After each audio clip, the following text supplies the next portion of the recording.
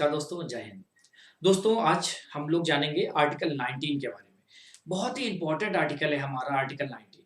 हमारे आर्टिकल 19 के प्रोविजंस इतने अच्छे हैं कि यही मेन आर्टिकल है जो हमें रियल अर्थों में या कहें वास्तविक अर्थों में हमें क्या प्रोवाइड कराते हैं? हमें फंडामेंटल राइट का एहसास कराते हैं। ये ऐसे आर्टिकल हैं जो हमारे दैनिक जीवन में इस्तेमाल होते हैं। तो आइए हम लोग समझने की कोशिश करते हैं कि आर्टिकल 19 क्या कहता है।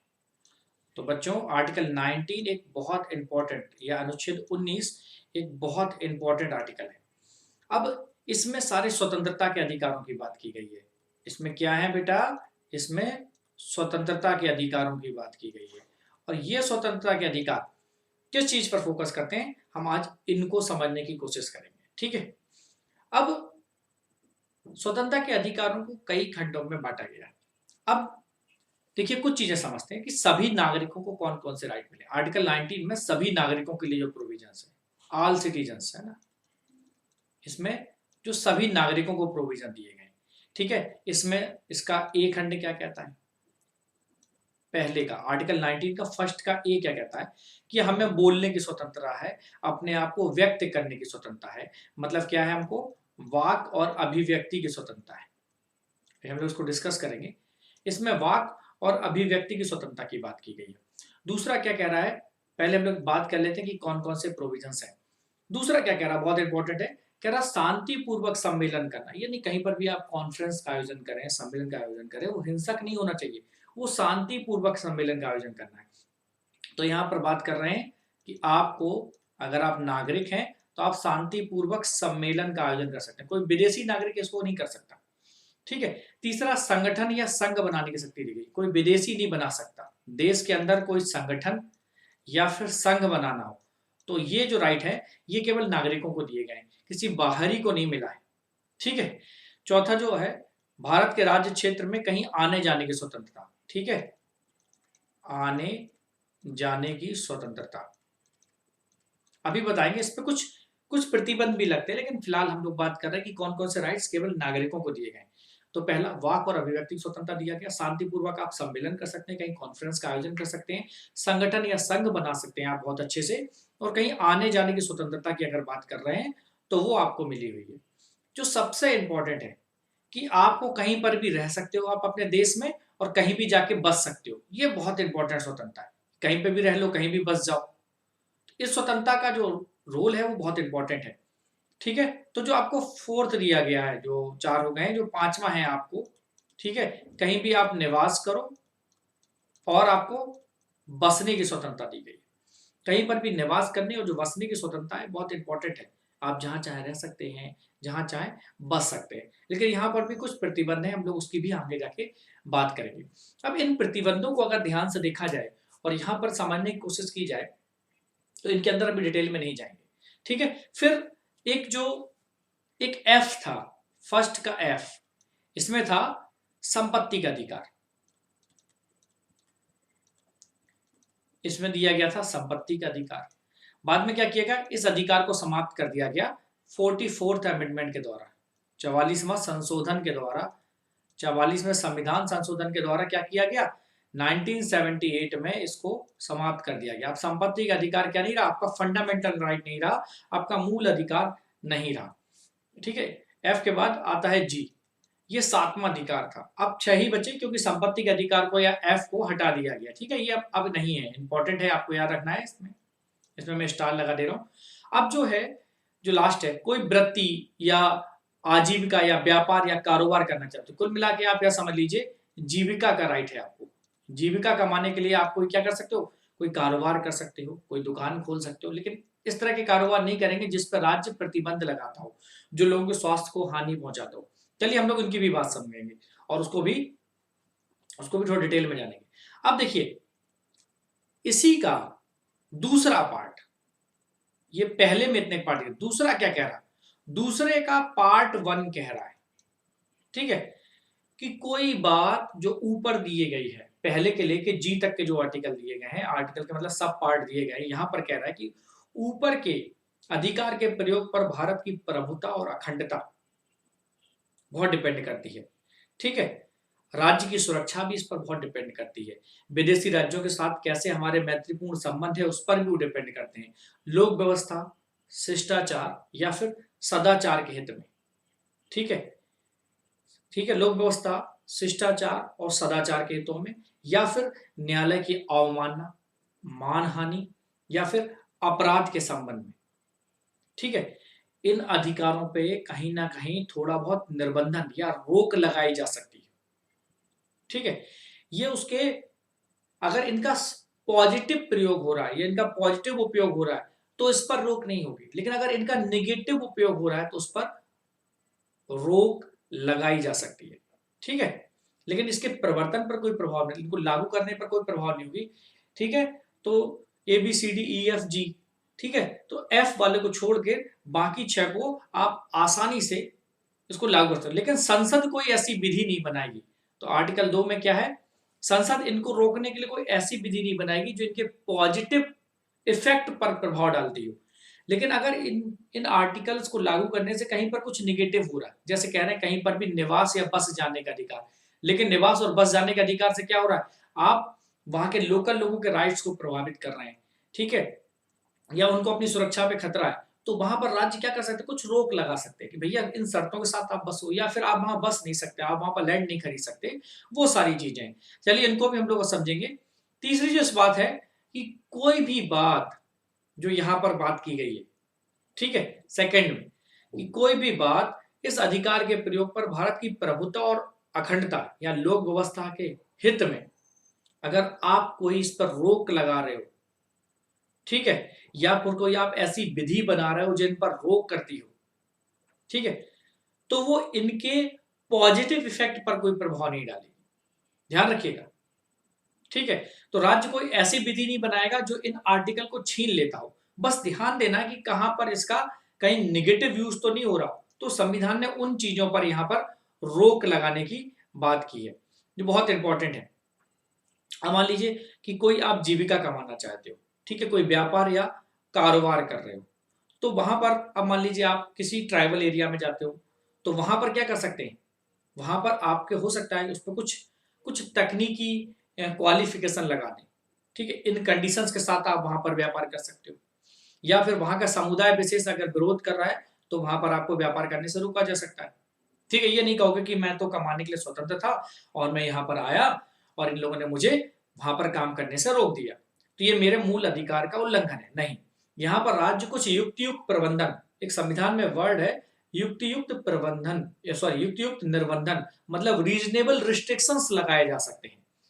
ठीक है, तो रीजनेबल रिस्ट्रिक्शंस क्या है, मतलब कुछ ऐसे कारण जिनके इनका वो जो कारण जो रीजनेबल कारण है, ठीक है, वो कुछ जरूरी कारण है, इससे कि उस क्षेत्र की एकता, अखंडता और समुदायों की भावनाओं को ठेस ना पहुंचे, उसके आधार पर वहां पर उनको लगाया जा सकता है। चलिए इसको थोड़ा डिटेल में समझते हैं। आर्टिकल 19, आर्टिकल 19 के तहत जो हमें अधिकार दिए गए हैं, इनकी प्रकृति सकारात्मक है। थोड़ा सा हम लोग इसको थोड़ा डिटेल में देखते हैं। ये जो आर्टिकल 19 के प्रोविजंस हैं वो कैसे हैं बेटा, ये पॉजिटिव है, ये सकारात्मक है। ठीक है, तो कभी भी क्वेश्चन पूछ सकते हैं कि आर्टिकल 19 किस प्रकार का आर्टिकल है, सकारात्मक या नकारात्मक। तो ध्यान देना, इनका नेचर, इनकी प्रवृत्ति कैसी है, सकारात्मक है, नेचर है, जो इसका नेचर है वो कैसा है, सकारात्मक है। यह केवल भारत के नागरिकों को प्राप्त है, विदेशियों को नहीं दिए गए। तो केवल क्या है, ओनली फॉर सिटीजन्स, इसके लिए है ओनली फॉर सिटीजन्स। अब कोई गैर भारतीय नागरिक है और वो कहता है कि मैं वहां बसना चाहता हूँ किसी पर्टिकुलर एरिया में, किसी ट्राइबल एरिया में, किसी हिल रीजन में, तो वहां पर उसको बसने से रोका जा सकता है या उस पर कुछ युक्त प्रबंधन लगाए जा सकते हैं। तो ठीक है, तो ये किसको दिए गए, ये अधिकार सिर्फ नागरिकों को दिए गए, नागरिकों पर भी लगाए जा सकते हैं, लेकिन विदेशियों को ये प्राप्त नहीं है। ठीक है, अब शुरू में मैंने आपको बताया ए से लेके जी तक की स्वतंत्रताएं, कुल 7 स्वतंत्रताएं दी गई थी, लेकिन 44वें संविधान संशोधन के द्वारा क्या किया गया 1978 में 19(1) का, ठीक है, तो 44 अमेंडमेंट आपको याद रखना है। 44 अमेंडमेंट क्या कह रहा था कि 19 जो 1 का एफ था इसको समाप्त कर दिया गया, इसको फंडामेंटल राइट में नहीं रखा गया। ठीक है, इसमें क्या किया गया, अब बहुत इंपॉर्टेंट इसमें था संपत्ति का अर्जन करना इसको धारण करना, बेचना है कि नहीं बेचना ये आप पे डिपेंड करता है।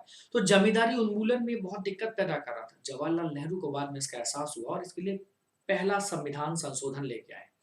ठीक है? और इसके लिए एक 9th शेड्यूल लेके आए। तो इसको यहाँ से हटा के इसको संपत्ति के अधिकार को विधिक अधिकार बता दिया गया, विधि के द्वारा दिया अधिकार। और विधिक अधिकार वो होते हैं जिनको विधि के द्वारा दिया जाता है और विधि के द्वारा ही क्या सकते हैं उनको, विधि के द्वारा ही उनको छीना जा सकता है। तो इस प्रकार के अधिकारों के जो प्रोविजंस थे उसको क्या कर दिया गया, 300 का में ले गए। संपत्ति के अधिकार को किस में ले गए, 300 का में या 300 ए में जाके जोड़ दिया गया। ठीक है? और अब चूंकि इसकी समीक्षा ना की जा सके तो क्या किया उन्होंने, क्योंकि हमारी न्यायपालिका को क्या था, जुडिशियल रिव्यू का राइट है, न्यायिक पुनर्वलोकन का अधिकार है ना, या किसी कानून को जांचने का अधिकार है कि वो मूल अधिकारों के संगत है कि नहीं। तो उन्होंने क्या किया, उन्होंने इसको एक नई शेड्यूल बनाई, एक नवी अनुसूची बनाई। हमारे मूल संविधान में केवल 8 अनुसूचियां थी, तो उन्होंने नवी अनुसूची बनाई और नवी अनुसूची में 40 इस वाले को जो 19 का बंद था जमींदारी उन्मूलन कानून के लिए उसको वहां पर ले जाके गए। लेकिन 44वें अनुच्छेद के द्वारा क्या किया गया, 44वें संविधान संशोधन के द्वारा हमने क्या किया, इस अधिकार को वहां से हटा ही दिया। तुम हटो यहाँ से, तुम यहाँ से हटो, बहुत दिक्कत पैदा करते हो, तुम यहाँ से निकल जाओ। लेकिन जवाहरलाल नेहरू जी ने क्या किया था, इस अधिकार की वजह से एक बड़ी दिक्कत हो रही थी। क्या हो रही थी, तो उन्होंने एक 9th शेड्यूल लेके आए जमींदारी उन्मूलन को प्रभावी करने के लिए। लेकिन फंडामेंटल राइट में तो वो था, तो फिर फंडामेंटल राइट्स को वहां से निकाल के विधि के द्वारा दिया गया अधिकार बनाया गया। ठीक है? और विधि के द्वारा दिए गए अधिकारों को विधि के द्वारा ही छीना भी जा सकता है। ठीक है? तो 1901 का जो एक्ट था, जो संपत्ति का अर्जन, धारण और उनको बेचने या उनको रखने के अधिकार की बात करता था, वो समाप्त कर दिया गया। ठीक है? अब वर्तमान में अगर क्वेश्चन आए कि कितनी स्वतंत्रताएं हैं जो नागरिकों को प्राप्त हैं आर्टिकल 19 के तहत, तो आप बताइएगा केवल 6 स्वतंत्रताएं हैं जो नागरिकों को प्राप्त हैं। अब आर्टिकल 19 को भारतीय लोकतांत्रिक शासन व्यवस्था की नींव कहा जाता है। ठीक है? हालांकि कोई भी स्वतंत्रता संपूर्ण नहीं है, लेकिन इस पर कुछ रीजनेबल रिस्ट्रिक्शंस, मैंने आपको हिंदी का एक वर्ड बताया था कि युक्त प्रतिबंध लगाए जा सकते हैं और उनकी कसौटी पर इनको कसा जा सकता है। युक्त प्रतिबंध लगाकर इनको रोका जा सकता है। मतलब यहां पर मैं बोलता हूं कि मैं सुबह घूमने निकला, जॉर्ज वॉशिंगटन जो अमेरिका के राष्ट्रपति थे, उनका एक बहुत अच्छा स्टेटमेंट है कि आपकी स्वतंत्रता वहीं तक है जहां पर मेरी नाक। तो एक मैं इस पे बहुत इंटरेस्टिंग कहानी सुनाता हूं, शायद आप लोगों ने पढ़ी हो इसको 11th या 12th में। माई स्ट्रगल फॉर एन एजुकेशन एक बुक है उनकी जो उन्होंने लिखी थी, कि एक बार वो घूम रहे थे तो एक आदमी सामने से छड़ी घुमाते हुए आ रहा था। तो उन्होंने देखा कि छड़ी जिस तरह से वो घुमा रहे हैं वो देख नहीं रहे कि पीछे कौन आ रहा है या आगे कौन आ रहा है, बस वो चारों तरफ उसको यूं यूं करके घुमा रहे थे। ठीक है, छड़ी को। तो वॉशिंगटन साहब उनके सामने पहुंचते हैं और उनसे कहते हैं कि महोदय, ये तो बहुत गड़बड़ है, इससे क्या हो सकता है, इससे तो किसी को नुकसान हो सकता है। तो इससे तो दूसरे लोगों को नुकसान हो सकता है, क्योंकि आप जिस हिसाब से छड़ी घुमा रहे हैं उस हिसाब से दूसरों को नुकसान हो सकता है। तो वो व्यक्ति कहता है कि हम एक आजाद देश के निवासी हैं, मैं यहाँ का नागरिक हूं और मैं छड़ी घुमाने के लिए स्वतंत्र था, मैं कहीं भी छड़ी घुमाऊं, क्योंकि मैं एक स्वतंत्र देश का नागरिक हूं और मेरा ये अधिकार है। तो वहां पर वॉशिंगटन साहब ने एक बहुत अच्छी बात कही थी कि आपके अधिकार वहीं तक हैं जहां से मेरी नाक शुरू होती है।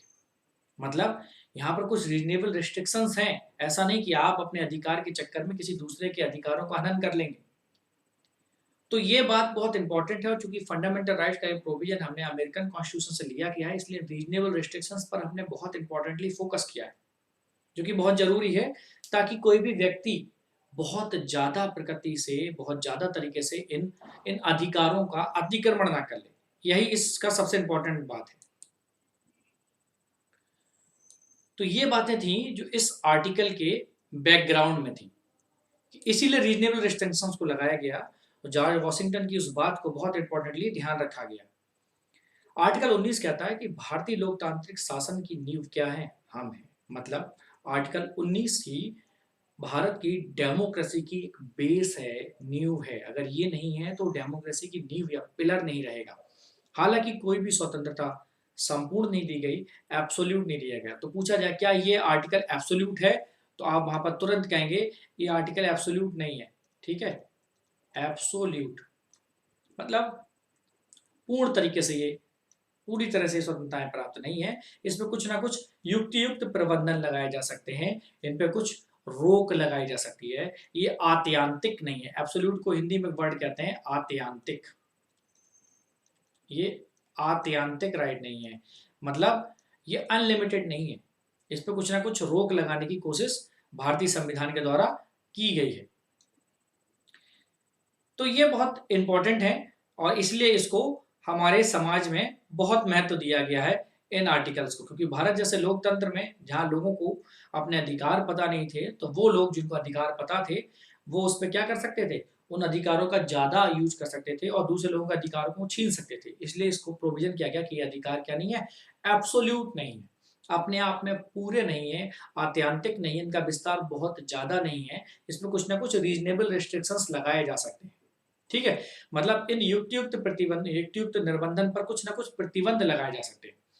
अब ये प्रतिबंध कैसे लगाए जाएंगे, एब्सोल्यूट नहीं है तो इन पर प्रतिबंध लगाए जाएंगे और ये प्रतिबंध कानून के द्वारा लगाए जाएंगे। एब्सोल्यूट नहीं है तो क्या है, मतलब इन पर कुछ प्रतिबंध है, और जब प्रतिबंध है तो किसके द्वारा लगाए गए प्रतिबंध, ये प्रतिबंध कानून के द्वारा इस पर स्थापित किए गए। ये बहुत इंपॉर्टेंट है, आप इसको समझने की कोशिश करें।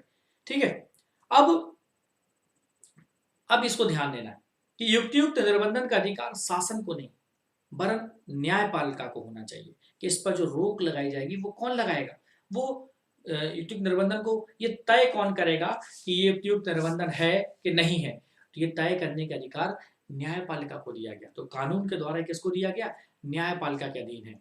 ठीक है, प्रतिबंध केवल संविधान में उल्लिखित अधिकारों के आधार पर लगाए जा सकते हैं और किसी दूसरा या फिर और कोई भी इनका दूसरा ग्राउंड रूट नहीं हो सकता जिसके आधार पर तय किया जाए कि ये प्रतिबंध लगने चाहिए कि नहीं लगने चाहिए।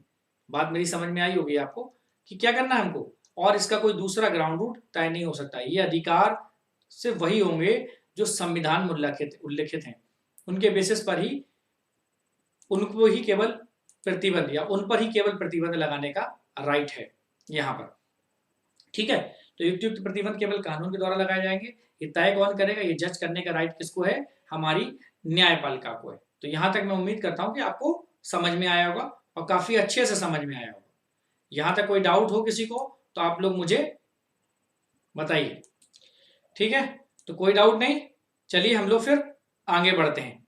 क्योंकि थोड़ा सा बड़ा टॉपिक है तो इसको हम लोग 2 पार्ट में कर लेंगे तो थोड़ा समझ में आएगा, और यूट्यूब पे भी इसको 2 पार्ट में डाल देंगे तो आपको थोड़ा सा इजीली हो जाएगा और चीजें बहुत ज्यादा आपको बोर नहीं करेंगी। ठीक है, तो युक्तियुक्त प्रतिबंधों की बात समझ में आई बच्चों। ठीक है, केवल संविधान में उल्लेखित आधारों पर ही इसको लगाया जा सकता है और कोई आधार नहीं जिनके आधार पर युक्तियुक्त प्रतिबंध लगाए गए हैं। चलिए अब थोड़ा सा डिटेल में चीजें देख लेते हैं। आर्टिकल 19 का 1A क्या कहता है, आर्टिकल 19 का 1 का ए क्या कहता है। हमने आर्टिकल 1 के ए में हमने कितनी 7 स्वतंत्रताएं पढ़ी थी, जिनमें से ऐप को हटा दिया गया 44 में संविधान संशोधन के द्वारा, लेकिन हम लोग 19(1) का ए समझने की कोशिश करते हैं, जहां पर वाक और अभिव्यक्ति की स्वतंत्रता है। क्या पर है, वाक और अभिव्यक्ति। देखो वाक का मतलब होता है बोलने की स्वतंत्रता और अभिव्यक्ति मतलब अपने आप को व्यक्त करने की स्वतंत्रता। ठीक है, इसका अर्थ है कि प्रत्येक नागरिक को अपने विचारों और विश्वासों को बिना किसी से डरे मौखिक रूप में, लिखित रूप में, मुद्रण मतलब प्रिंटेड रूप में किताब के फॉर्म में या पेपर के फॉर्म में, या फिर चित्रों के माध्यम के द्वारा व्यक्त करने की स्वतंत्रता है। कई बार आप देखते हो ना कुछ लोग चित्रों के माध्यम से भी अपने विचारों को व्यक्त करते हैं, जैसे कार्टूनिस्ट को देखा आपने, न्यूज़पेपर में जो कार्टूनिस्ट कार्टून बनाते हैं वो अपने विचारों को उन कार्टून के द्वारा व्यक्त करने की कोशिश करते हैं।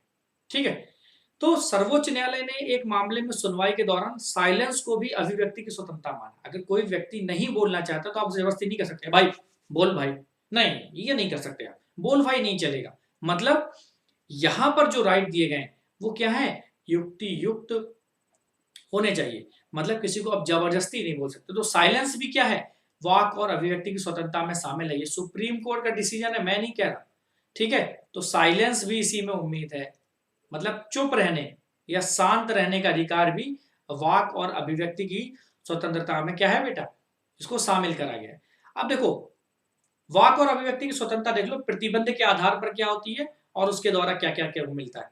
देखो, भारत की संप्रभुता और अखंडता के आधार पर आपको मिलेगी, लेकिन आप ऐसा कुछ बोल रहे हो जिसके आधार पर भारत की संप्रभुता और अखंडता प्रभावित हो रही हो, तो आप इसको रोक सकते हो। तो प्रतिबंध किस आधार पर लगाए जा सकते हैं? अगर कोई पूछे रिस्ट्रिक्शंस का बेस क्या हो, प्रतिबंध किस आधार पर लगाए जा सकते हैं, तो पहली चीज ध्यान देना, भारत की संप्रभुता के आधार पर। ठीक है, अगर संप्रभुता ही खतरे में है आपके भाषण से डिवाइड का वो आ रहा है कि आप लोगों को बांट रहे हैं और इससे भारत की अखंडता प्रभावित हो सकती है, भारत टूट सकता है, तो वहां पर हम आपके ऊपर क्या कर सकते हैं, रीजनेबल रिस्ट्रिक्शंस लगा सकते हैं। सुन भाई, तू बोलेगा नहीं, तू ऐसा कुछ नहीं बोलेगा जिससे देश में हिंसा हो जाए, तू ऐसा कुछ नहीं बोलेगा जिससे देश की एकता और अखंडता को खतरा हो। ठीक है। दूसरी चीज, आपके बोलने से राज्य की सुरक्षा पर कुछ उत्पन्न नहीं होना चाहिए, राज्य की सुरक्षा प्रभावित नहीं होनी चाहिए। अगर सुरक्षा प्रभावित हो रही है तो हम क्या करेंगे, प्रतिबंध लगा सकते हैं। यही तो कह रहे हैं वो ना, प्रतिबंध लगाना हमको। तो प्रतिबंध लगाने के लिए क्या रिस्ट्रिक्शन दिया गया, तो राज्य की सुरक्षा एक बहुत इंपॉर्टेंट उन्होंने यहाँ पर एक कार्य दिया। ठीक है। अब हम विदेशी राष्ट्रों के साथ एक मैत्रीपूर्ण संबंध स्थापित करने जा रहे हैं और हम वहां पर बात करना चाह रहे हैं। ठीक है, मान लीजिए हम पाकिस्तान के साथ मैत्रीपूर्ण संबंध स्थापित करना चाहते हैं। अब कुछ लोग यहाँ पर बोलना शुरू करते हैं, नहीं भाई ये नहीं हो सकता, ठीक है, या हमने उनसे संबंधित कुछ त्रुटियां किया तो आप उस पर कोई असर ना डाल रहे हैं। ठीक है, वो संबंध प्रभावित हमारे नहीं होने चाहिए, क्योंकि वो भी क्या है, वो राष्ट्र की शांति या राष्ट्र की प्रगति के लिए क्या हो सकते हैं, बहुत निराशाजनक हो सकते हैं, उससे उनको नुकसान हो सकता है।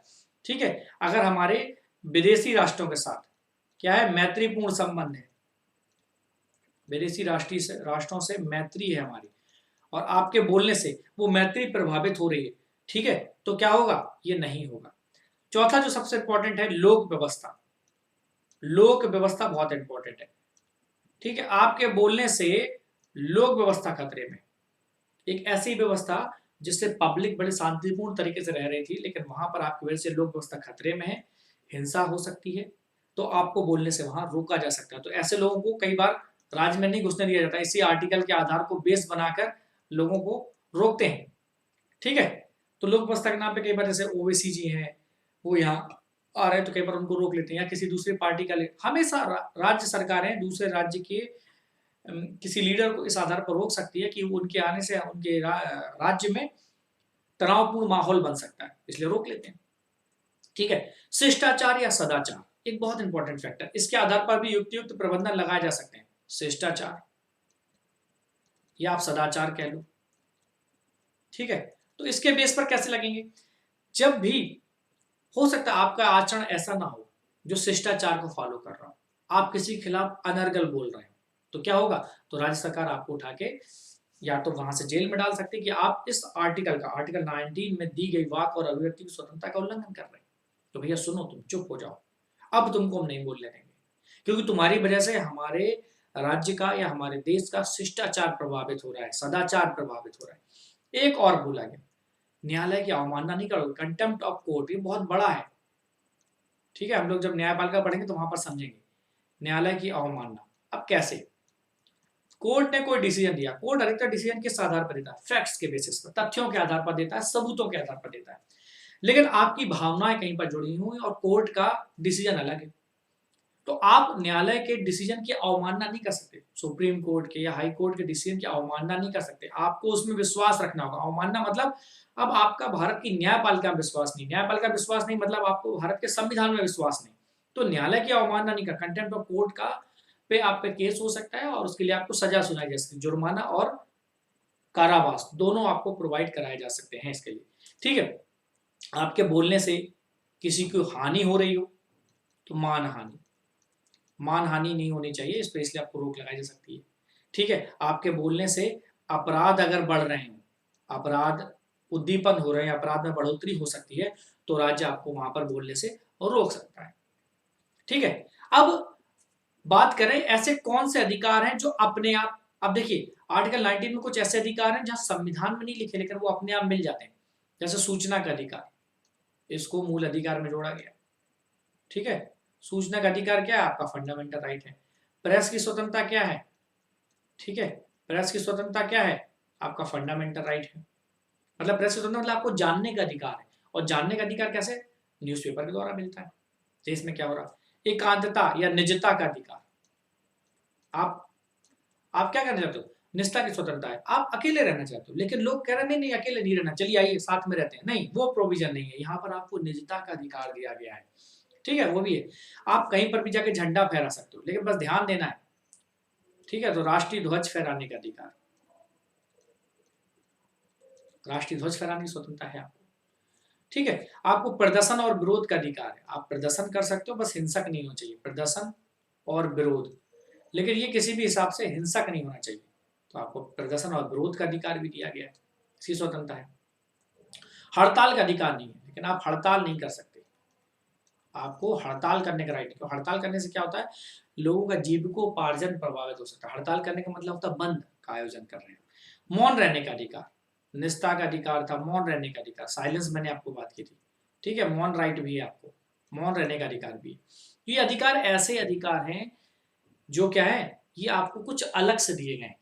ठीक है, ये समय समय पर आपको मिलते गए। अब देखो, मान लीजिए हम लोग प्रेस की स्वतंत्रता की बात करें, हम लोग अगर प्रेस की स्वतंत्रता को समझें तो आप समझ लीजिए, यूएसए और मतलब यूएसए मतलब अमेरिका की बात करें, यूनाइटेड स्टेट ऑफ अमेरिका जैसे कई देशों के विपरीत, ठीक है, वहां पर प्रेस की स्वतंत्रता की गारंटी का अलग से कोई प्रोविजन नहीं। ठीक है, अलग से कोई प्रोविजन नहीं। लेकिन भारत में एक केस हुआ था, उस केस का नाम है साकल पेपर मिल्स। एक केस था,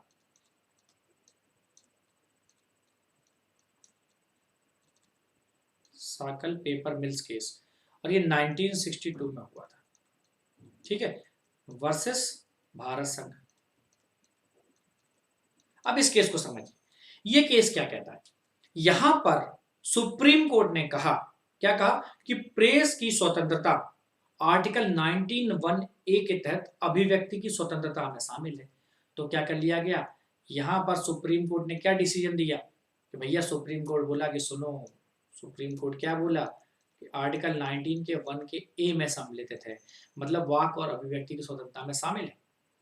ठीक है, और इसको अगर आपको कहीं कोई दिक्कत हो रही है, मतलब अगर लोगों को इससे कहीं कोई दिक्कत है, तो आप क्या कर सकते हो, इस पर युक्ति युक्त प्रतिबंध लगाए जा सकते हो। इस पर 19(2) के तहत, 19(2) के तहत क्या कर सकते हो आप इस पे युक्ति युक्त प्रतिबंध लगा सकते हो, आप इस पे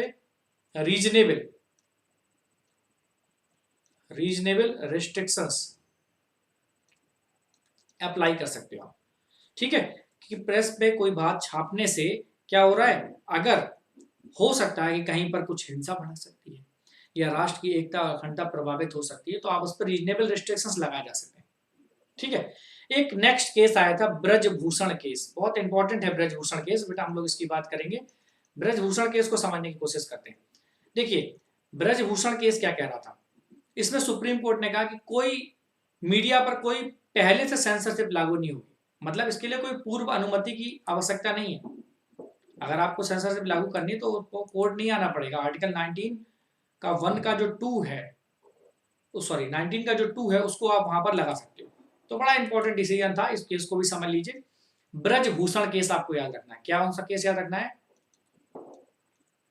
ब्रजभूषण वाद, इस केस को याद रखना है।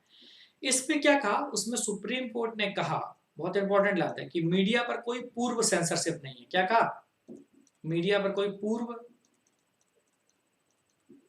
सेंसरशिप नहीं है, पहले से कोई सेंसरशिप लागू नहीं होगी, मतलब किसी पूर्व अनुमति की आवश्यकता नहीं है कि छापना है कि नहीं छापना है।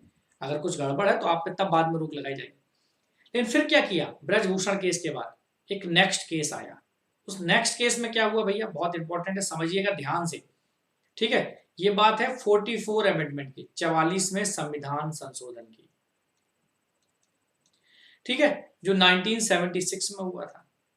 अब यहां पर भाई साहब ने क्या कहा, सुनो, इसमें आर्टिकल 361 ए को जोड़ा गया, आर्टिकल 361 में एक ए पार्ट को जोड़ा गया। ठीक है, जो एक व्यक्ति को संसद और राज्य विधानमंडलों की कार्यवाही को प्रकाशित करने के संबंध में संरक्षण प्रदान करता है, कि राज्य विधानमंडल की कार्यवाही प्रकाशित करनी है कि नहीं करनी है, उसके संदर्भ में किसी व्यक्ति को संरक्षण प्रदान किया गया। ठीक है। फिर 1985 में एक बहुत बड़ा न्यूज़पेपर है, आप जानते हो कि इंडियन एक्सप्रेस, ठीक है। तो 1985 को हम लोग समझेंगे। 1985 में इंडियन एक्सप्रेस का केस हुआ था, पेपर ही है, इंडियन एक्सप्रेस केस। अब ये क्या कह रहा है, यहां पर स्पष्ट किया गया कि प्रेस की स्वतंत्रता में कुछ स्वतंत्रताएं शामिल हैं। अब वो स्वतंत्रताएं कौन कौन सी हैं, बड़ा इंपॉर्टेंट है। जैसे सूचना का अधिकार, प्रेस की स्वतंत्रता का राइट है, इसी के द्वारा तो लोगों को सूचना का अधिकार मिलता है ना। ये कुछ सूचना देते हैं, वो आपके पास तक पहुंचती है, तो इसमें ये इंक्लूड है, ठीक है। दूसरा, कोई भी समाचार या सूचना को प्रकाशित करने का अधिकार है, सूचना का अधिकार दिया गया तो प्रकाशित करने का भी राइट है, ठीक है।